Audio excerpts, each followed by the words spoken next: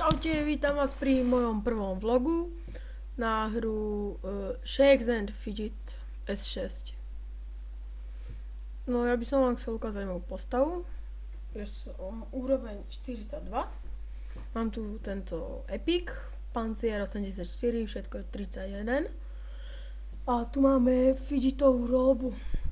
Je to pancer 56, inteligencia 26, zdravie 26, šťastie 26. No a tu máme už môj krásny ten astrálnu paličku pána Premudrého. No a spolu máme inteligencie 980. No.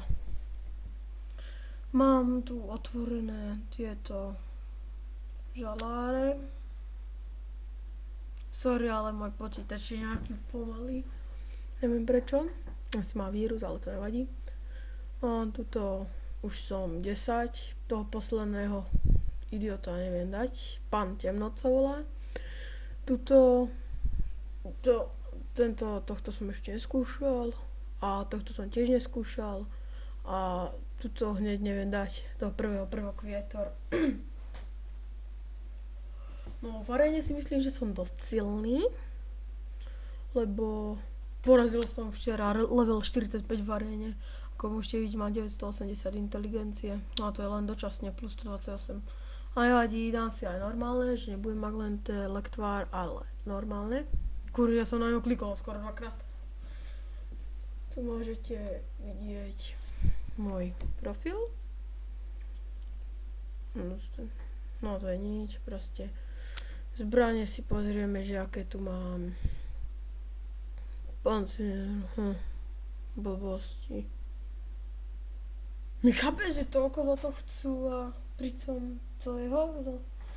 Ukážeme si arénku, ale ja som vlastne tu preto z S6, že keď máte spolok na S6, prosím vás, pridajte si ma. Volám sa HLISEK. Prosím vás, pridajte si ma. Chcem ísť do nejakého spolku konečne, lebo ja mám spolok.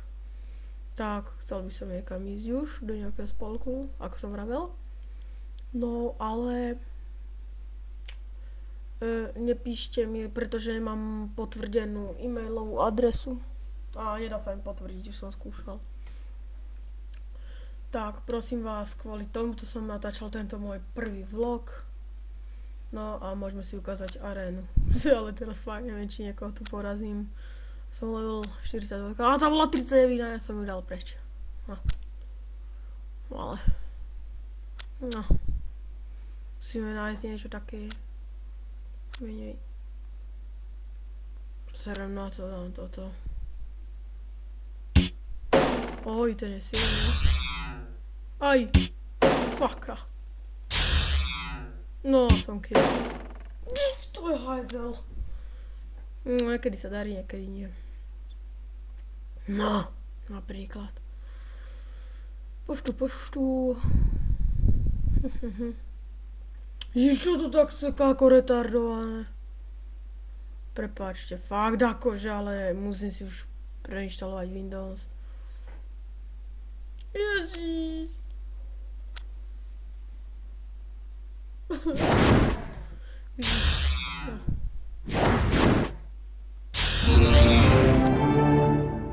Dobrú húľku mal.